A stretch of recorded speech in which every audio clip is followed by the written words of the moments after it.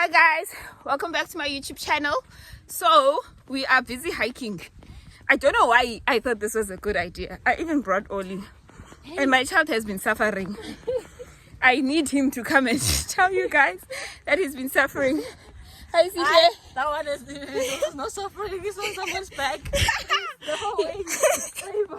He's having the time of his life. So in this video, I just want to show you a few things that we've been catching up to. Fun things, and yeah, enjoy, and just also remember to I can't breathe, spend time with the Lord and just reflect.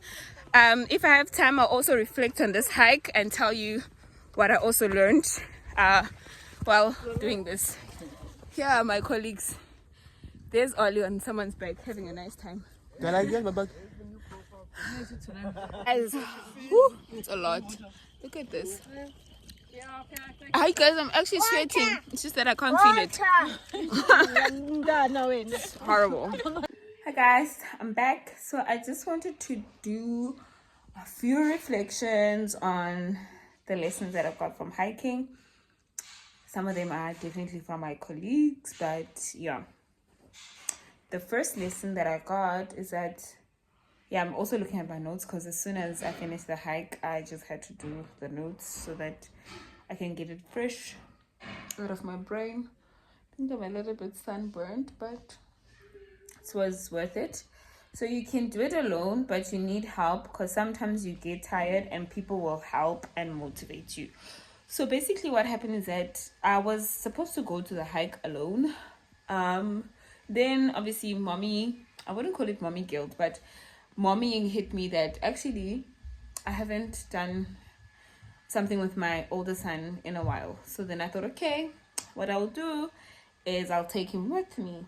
Little did I know that it would be too much. So as soon as we start, he's like, wait Lolo, excuse me. Dude, say hi. Say hi. Say hi. If you know anything about us, you'll know that this house is a creative art house for now. So all of that and everything. But sure, let me take him. Okay, so that was lesson number 1. And then I got tired. I got tired, so I needed help. And then some of my colleagues helped me. They put Ollie on the back. You'll see some of the videos if I was able to capture it. Put him on their shoulders, put them on their backs and everything like that, which is lesson number 1. So basically, you think you can do it alone, but sometimes you'll need help, and people will be there to motivate you and help you. Lesson number 2. Lesson number 2 is that those you start with won't necessarily be the ones that you finish with, and it's okay. It's okay, because they played their part. So there was actually my colleagues, and one of them at the beginning was like, no, I am too tired, I can't help right now. And the other one was enthusiastic. He put up his hand and he said, I'll definitely help you, let's do this. So he helped, but he got tired on the way, obviously. And then, like everyone else, got tired of helping as well. And we landed up with the first one who said, no, I'm too tired. But he helped us finish the trip. So he basically, because my son at that point was really sleepy and he wanted to sleep. And then he then volunteered and said, okay, I can help now. And he helped us finish the trip. Without him, we wouldn't be able to finish it. But it was not the one that I started off with. I also learned that you don't burn your bridges. You just leave them in a good condition and you leave them there. Because sometimes when you burn good bridges, especially if that person was like not really complaining, but they were like, okay, I can't help right now and I'm tired. If you burn them, then you can't use them again. So that's 2 lessons in one, basically.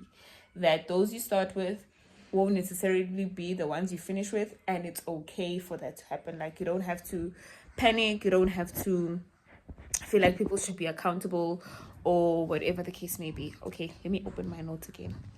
Mishy. Then lesson number 3 is that you can do it as long as you keep one foot in front of the other. So you can do it as long as you keep one foot after the other.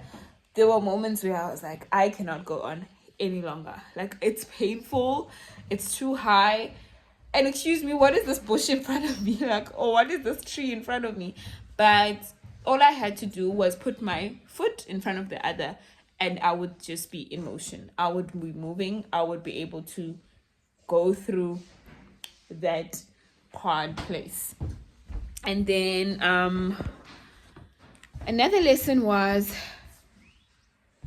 okay, never assume what's coming. Be watchful. So when you hike, guys, there's a lot of weird things, even things that are on the ground, like some trees or roots that are growing in other directions, and then they in the pathway. So you think that the pathway is clear, so you would be looking there.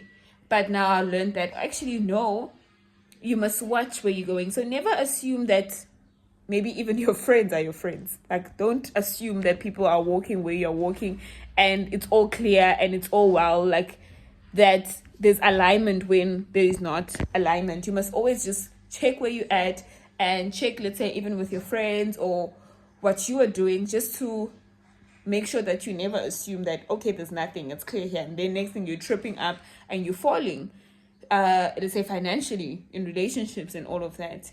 So that was a lesson that I also learned. Then the 5th lesson is that there's a gift in walking in the back. So my colleague was actually the one that shared this, like that there's a gift in walking in the back, because when you walk in the back, you can reflect, you can take your own pace. There's time to breathe, because when you're walking in the front, it's like you're setting the pace for everyone. So everyone is basically following you from the front. And there was like narrow paths that needed like the person in front to be in a hurry or to hurry up, and because people are behind you, then they obviously hurry you up, and you're not necessarily walking in your own pace. You know, you're walking at the pace of the person behind you. Even if you're tired, you must keep on moving because the person behind you needs to move. But if you are behind, then you are walking at your own pace and you have time to reflect. And I think that's the same sometimes with life. And I don't say always walk at the back, but there are situations where walking in the back will benefit you in some sort. So walking in the back would be beneficial for you, because then you can take your own pace, own race type of thing. And then a walk is never just a walk, but a time to reflect. That is just something very nice. That a walk is not just a walk, it's a time to reflect, because you think you're just walking, but suddenly you're able to think about certain things, you're able to process certain things, and you're able to think past certain things, and it's just a beautiful time to reflect. And then number 8 is when you're on a journey, you get exposed to different sides of people. So I was on this trip with my colleagues, and some of them I haven't spoken to in the office. And when you see different sides of them, you get to either appreciate them, but more actually it's because when you suffer together in a way, like you get to appreciate someone being resilient, showing their kindness, and whatever else. And then the last one is that community is important. Okay, Ollie. Wow. Guys, I could cut these parts, but I'm not, because this is my real life and this is what happens. So I hope someone can relate to these. Maybe when I do it professionally, then I'll cut them off. But listen. But also that community is important, because there's also times where you really feel like giving up, but the fact that you have people around you, it makes it fun, and you really see people up behind you or in front of you who have passed where you have passed, and it helps you know that you can do it, and that the people behind you also need to get to the end, basically. So community is so important, and that is also with life, that community, like, you can never do it alone, guys. I know we are in this world where we are taught that we can do things alone, and being alone is the thing, because then you don't get hurt and blah blah blah. I honestly don't believe in that. It's all about also finding the right community, people who have the same goal, and people who are walking the way that you are walking and want to achieve what you want to achieve, and they can motivate you, you can motivate them.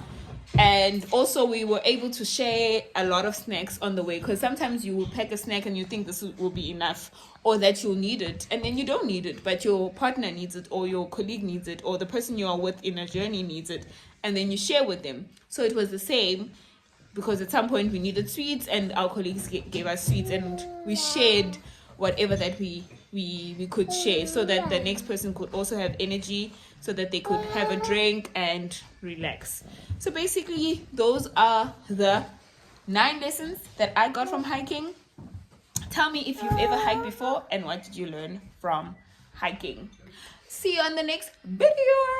Enjoy the rest of guys, this guy in front of me is just doing his own thing, so I will say bye and see you on the next video. Enjoy the views, and yeah.